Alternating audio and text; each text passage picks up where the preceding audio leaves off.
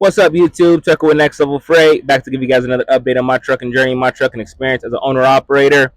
So some good news. I see some comments on some of the videos that I posted that there are some guys that are in the market for a truck, getting ready to take that jump and become owner-operators. So salute to you guys. Good luck to you on your journey.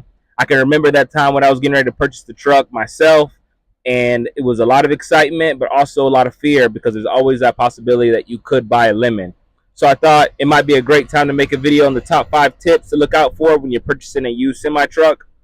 Now, there's going to be some guys who opt to get a new truck, so some of these tips won't apply to you as much.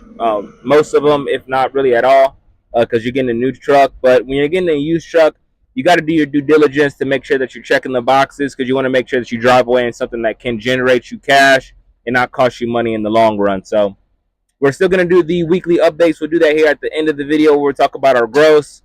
We'll talk about the loaded miles. We'll talk about some of the expenses, etc. But I did want to jump right into this video because, like always, I feel like I say this every week. I'm trying not to make this video too long, man. One thing before we get started, too, I don't hear any slick comments about my mic. I had a little black piece that went on top of this, but I lost it. I don't know where it is. I've been tearing up the truck looking for it, so this is going to have to. This is going to be what we have to work with today, man. I'm gonna try to make it look as masculine as possible. So there's that. Let's jump right into this. We got first thing to look out for is engine hours. So if you're not familiar with engine hours, what that is the hours that the truck has been running. So that's not always indicative of the miles that are on the truck, although the miles are important. I started to put that on here, but that's kind of a no-brainer. But the engine hours, let me give you an example. I don't know if you can hear this truck running next to me, but it's kind of hot right now. Maybe it's 85, 90 degrees. I'm sweating a little bit, but he's idling his truck. See, that's terrible for your truck. I don't know if he's an owner operator or a company guy, but if I had to guess, probably a company guy. Idling your truck can cause a lot of damage. It's terrible for fuel consumption. You're burning through fuel, and you're putting a lot of hours on your truck. The sweet spot that you want to be in is anywhere from about 15,000 to 30,000. And if you bring a knowledgeable mechanic with you when you go get your truck, he should be able to hook up to the truck and tell you how many engine hours are on the truck. So anywhere from like 40,000 and up, you're starting to get into territory where you may need an overhaul, because that's just kind of statistics, like once it gets to a certain amount, you're more likely to need an overhaul or revamp of the engine or major components replaced. So if you can, check the engine hours. 15,000 to 30,000, still in the clear. 40,000 and up, you may want to think about looking at another truck. So the next one kind of ties into this. It's going to be the APU. So the APU is an auxiliary power unit. I used to have one on my truck before I tore it up, but it's really neat to have on your truck because it makes it to where you don't need to idle your truck. It provides power to the truck, right? It's a separate unit that's hooked up to it. That way you can run your AC, you can run your heat, you can run your refrigerator, your TV if you got one. I don't. I had one way in the past, when I had drivers and they were doing more TV watching than driving, so I had to get that out of here.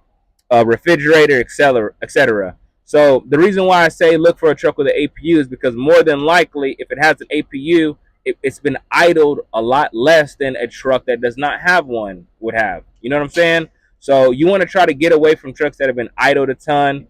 I even heard something in regards to purchasing used cars. Obviously, like some of these cops, they end up, getting rid of their cars. There's auctions, but the reason why those cars are kind of lemons a lot of the time is because police officers idle the hell out of the cars.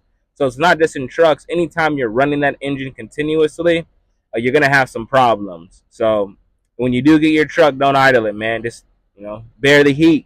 You know what I'm saying? I'm sweating right now, but would you rather sweat or would you rather have an overhaul? $27,000. Exactly.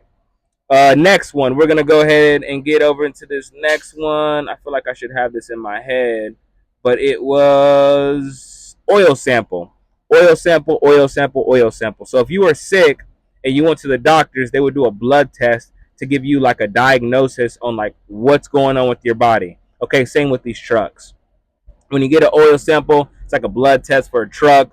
It's gonna tell you if there's metal in the oil, which can be extremely costly and a problem for your truck. That happened to me, and I actually ended up having to overhaul it. I didn't catch it. I didn't do an oil sample. That's my bad. It could have saved me a lot of money, but learn from my mistake. There was oil, there was metal all in the oil pan when we pulled it, when my bearing spun, when I got my oil, when I got my overhaul. So doing something like an oil sample can tell you what's all going on with the oil, and it could be extremely helpful in terms of preventing, or just not getting the truck and getting something else. It can also tell you if there's any contaminants in your oil. Contamination. So when it has metal in the oil, it affects the pistons and the cylinders. So just get an oil sample. It doesn't cost a lot. I know Fontana in California has a bunch of places that does it. If you're in any type of trucking city, Google search oil sample, and they should be able to do it for you. Or the mechanic that you bring knows of a spot that does oil samples, and it'll definitely help you out in terms of looking to buy a new truck and trying to prevent getting a lemon. Next one is bring a mechanic with you and ask him if he can do a full level 1 inspection. Check everything. Check everything on the truck. And here's a little tip, and this works, because obviously this is capitalism. This is America. People are fueled by money. So what I would do is I'd bring a mechanic, and I wouldn't just ask him, can he do a level 1 inspection and give him a set price. I would say, hey, what is your price for a level 1 inspection? Let's say he tells you $200. Tell him I'll give you $300 if you could find something that's wrong with this truck. You want to try to incentivize this dude. It's an extra $100, but it may cost you, tens of thousands of dollars if he misses something because he's not being as attentive and he's just going through the motions. And you end up getting that truck and it's a lemon. Ask him to do a full level 1 inspection. Check everything. Tell him you'll give him $200, whatever his price is, to do the level 1 inspection. But you'll give him $300 if he can find something wrong with the truck. That will give him some incentive. Obviously, everyone loves money. I love money. You love money. You know what I'm saying? This last one. Now, this last one is controversial, man, because I just thought of this in my head, like just driving and thinking about, because I should, hopefully, if everything goes right, a second truck is coming here in the near future. So I kept thinking about things I could do to prevent myself from getting a lemon. One of the things that happened when we got this truck is that they had cleared all the codes and it had some one box issues, some DPF issues. But because they cleared all the codes, even when we test drove it and we did, some driving and a level 1 inspection, there's some things that are just not going to show up unless it's put under weight. You know what I'm saying? Unless it's being stressed, unless that engine is being pushed. So I have a trailer. I do loads all the time. Let's just say, let me just, and crucify me in the comments if this is a bad idea. But hear me out. Okay, let's say hypothetically I get a load with my truck and my trailer that I have right now on a Friday, and that load delivers on a Monday.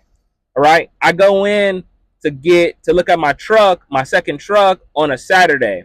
Now I've dropped this trailer that's fully loaded, and you can test drive the trucks. So I'm not gonna tell them I'm doing anything wrong.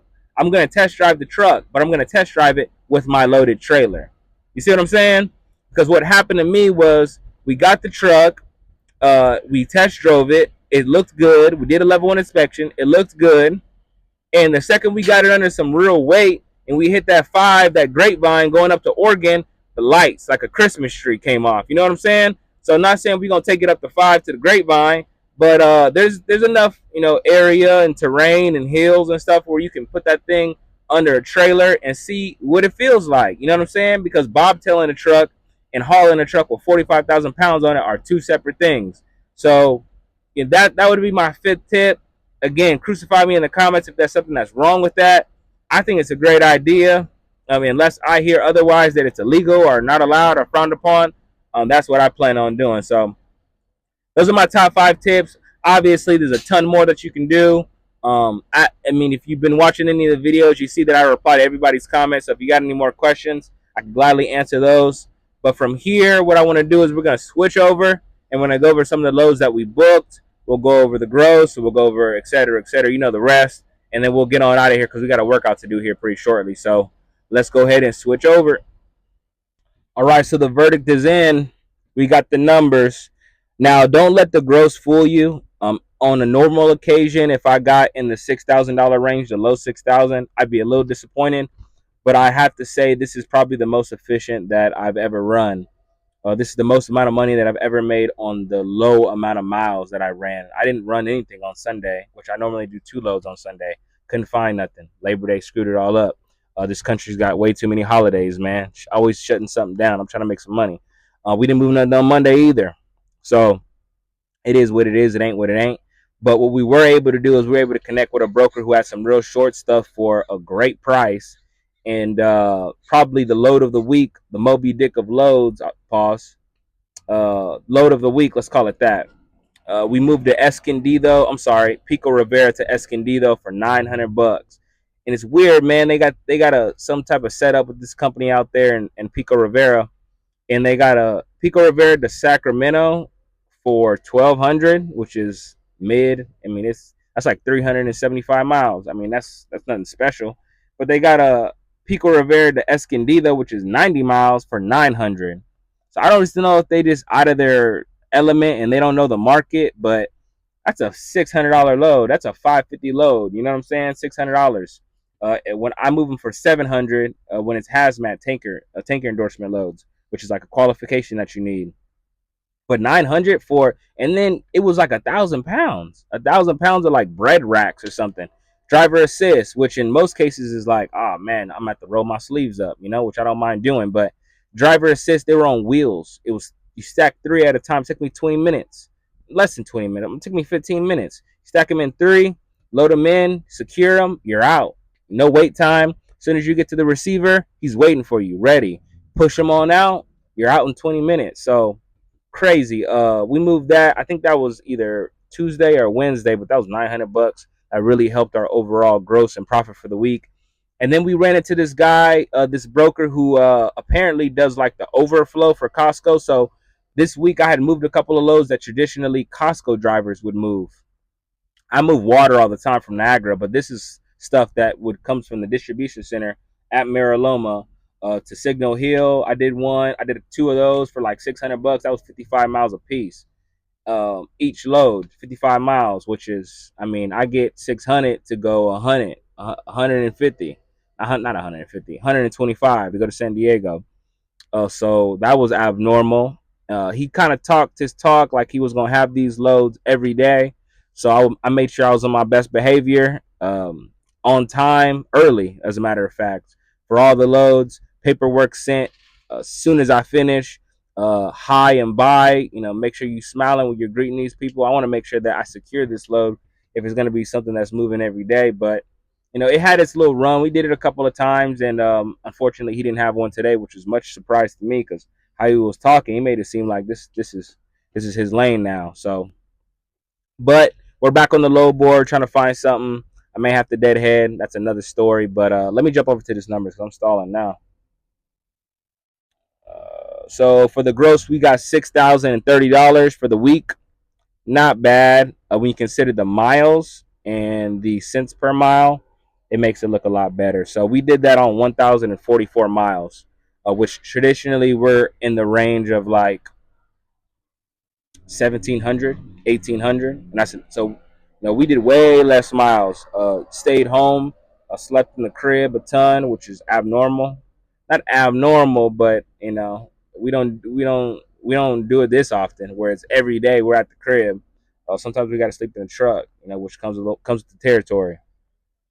That was $5.77 a mile, which is the most. Even in the short amount of time that I ran in 2021, when we got the truck started, when the market was booming, I don't think I ever got to $5.77 a mile.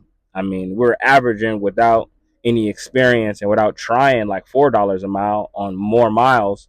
But $5.77 per mile is my personal best, so I can't complain. And we spent $871 on fuel, which is far less than what we normally spend. So we pocketed a lot more money this week, um, in terms of like money we spent out in fuel. So I would have liked to been. There's something about hitting those high numbers that just does something to me. So I can't sit here and lie and say that I wouldn't have preferred to grow 7,500. But when I consider the miles that I ran and the amount of time that I was able to spend at home, I got to take it. You know what I'm saying? It is what it is. It ain't what it ain't. I still consider it a successful week. So let me stop talking to y'all, man. I've been here for a while. I'm procrastinating on this workout. I'm outside Planet Fitness now. I gotta get in here and get this thing in, and then get on to heading to Rialto. So, congratulations to all the guys in the comments on some of my previous videos who are gonna go get a truck. If you guys got any questions, comments, concerns, man, hit me up at any time, man. I don't have a ton of information, but the information I do have is all yours. Hopefully, everyone out there is staying safe. Keep the wheels moving. Peace.